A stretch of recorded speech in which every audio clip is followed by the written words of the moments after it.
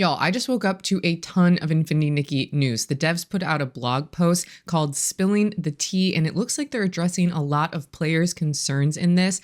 I scanned through it quickly and then got really excited and knew that I had to make a video right away. So let's look at everything. It looks like they're trying to preview a lot of the upcoming content in Infinity Nikki, so let's look at it together. Here's the blog post called Spilling the Tea, the 2025 first issue. Immediately, what this tells me is that they're going to try to become a little bit more transparent with players on what is coming to subsequent updates. Okay, first thing that they address, this version update feels too empty. I have definitely seen people saying that online. We're putting our efforts into preparing version 1.5.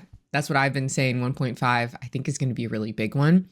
This update will go live at the end of April and bring a ton of new features, including the long-awaited Dying feature, multiplayer co-op gameplay, and a brand new location. We knew that Dying was coming. We got to preview it during the Bulkhead event, but multiplayer co-op gameplay? We have a couple of multiplayer elements right now, just in terms of adding friends, but I would love to see something where you can actually go and play with friends online. Next, they talk about the home feature.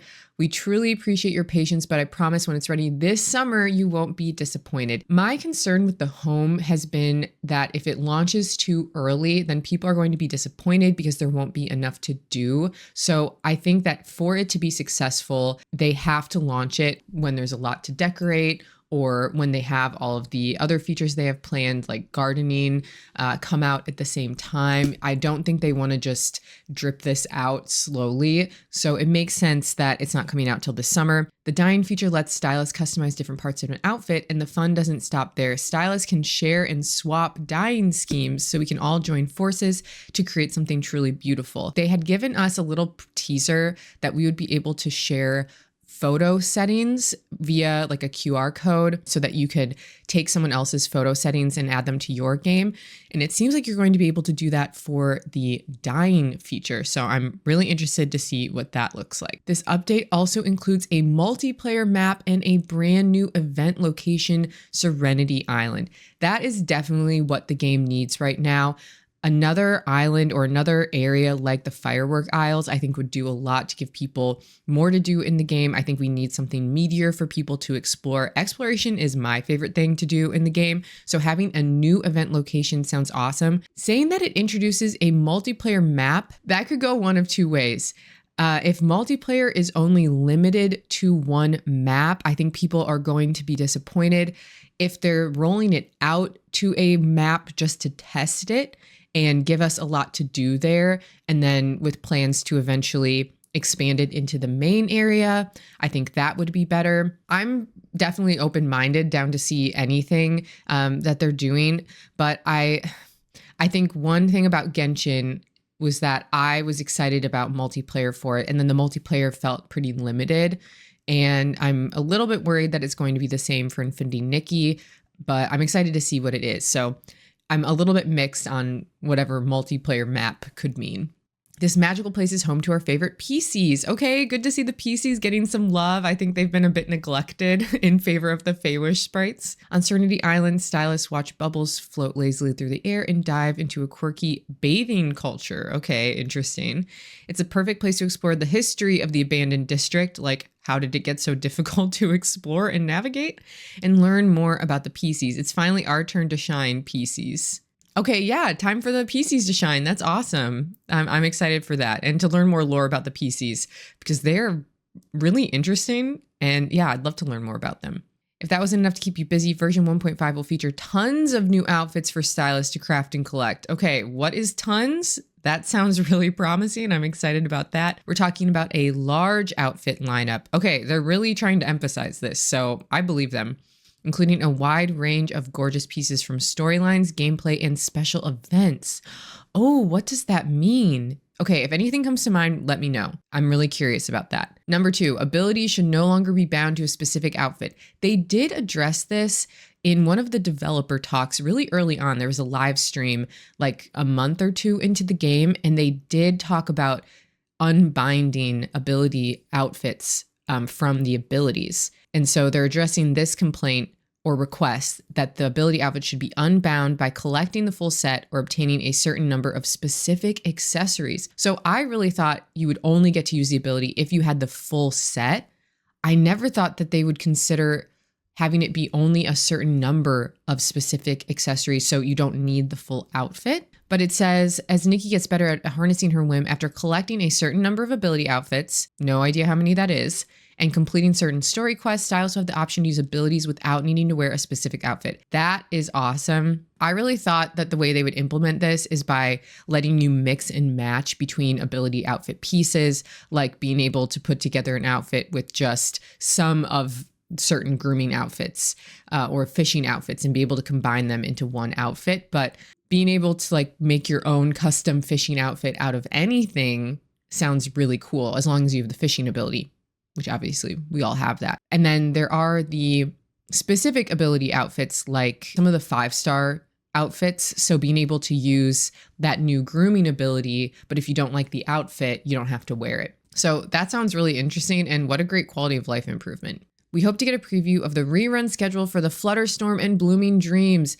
Yes, every time I stream Infinity Nikki, because I have the Blooming Dreams floating outfit, everyone asks me, where did you get that? How can I get that? I think that one is the one that people are sad that they missed out on. It's good to hear that they're talking about it. It says that it's coming back in versions 1.6 and 1.7 respectively. Okay, so they're mixing it. We're not going to have both banners at the same time. Both 1.6 and 1.7 will either be single banners, with 1.6 being Flutterstorm and 1.7 being Blooming Dreams, or we'll have them up against new banners, which I think would make more sense because they're going to want people who already have those outfits to spend on new stuff. If you have been wanting to get Flutterstorm and Blooming Dreams, it seems like you don't have long to wait. A month for Flutterstorm and then 2 months for Blooming Dreams. So you have to wait all the way till version 1.7, which 1.5 will be May, 1.6 is June.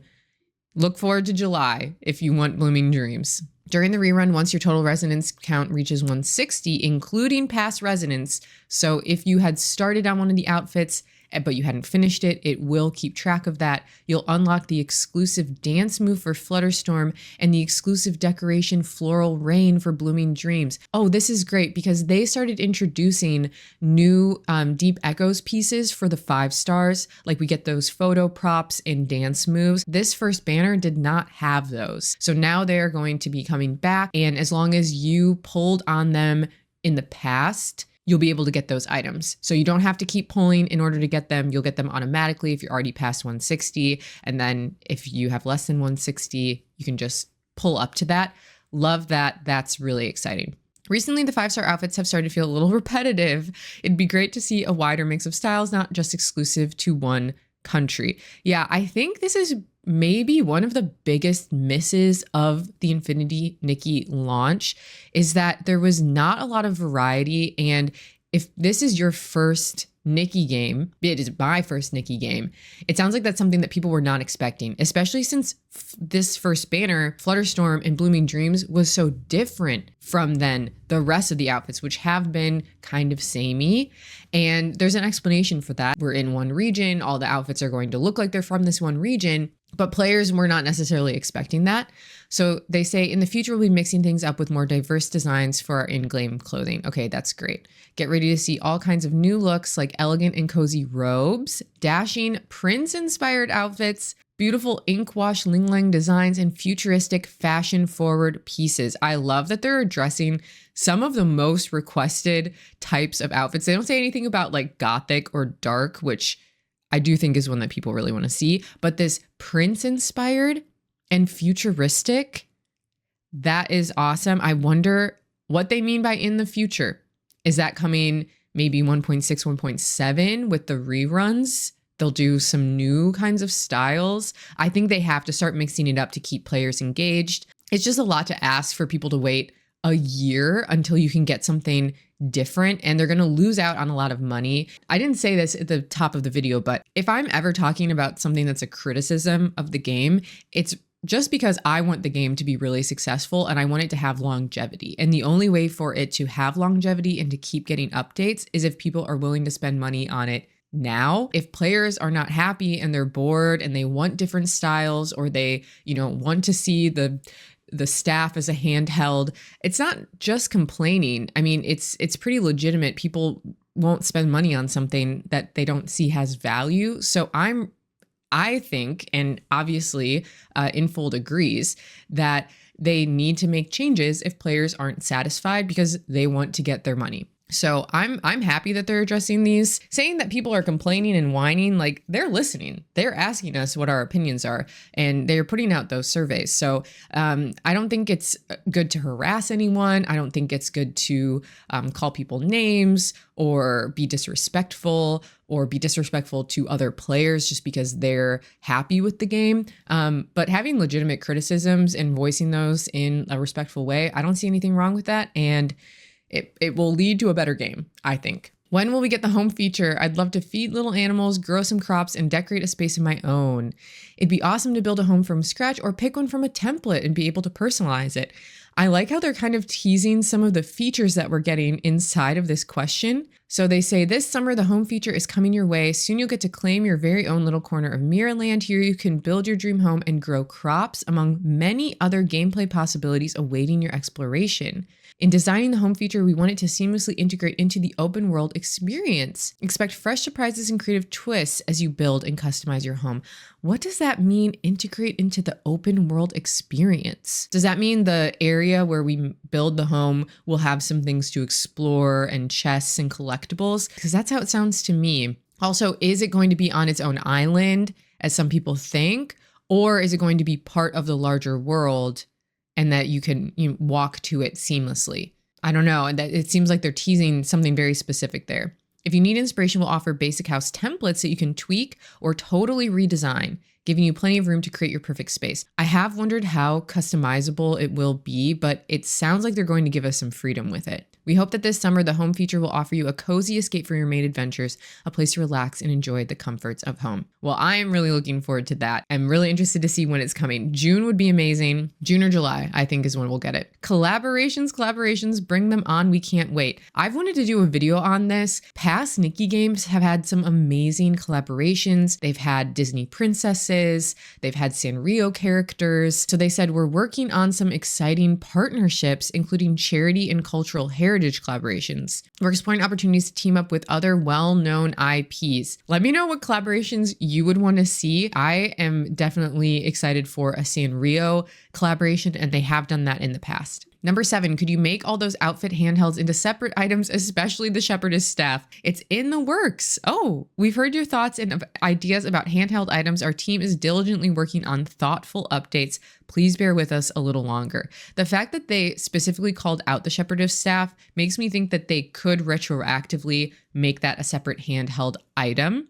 I'm not exactly sure how that would go. Maybe they'll just gift it to anyone who pulled on the outfit. It would be kind of sad for people who choose not to pull on it because it didn't have the staff. Right now, you can still pull on it, and the 4-star outfits are a lot cheaper. So I'm not promising that it will come. But if there's a chance and you would be sad to miss out on it, you could pull on it right now. By working on it, I think what that means is that when Nikki holds things in the open world, her movement is kind of restricted, and they are pretty careful about how all the pieces interact. I know there have been some pieces like veils and things that clip, but for the most part, the outfit pieces all work really well together, and the clipping is more of an exception than something common. So I think the reason why the staff wasn't a separate handheld is because of that movement restriction, which is why you can only walk very slowly while you're holding it.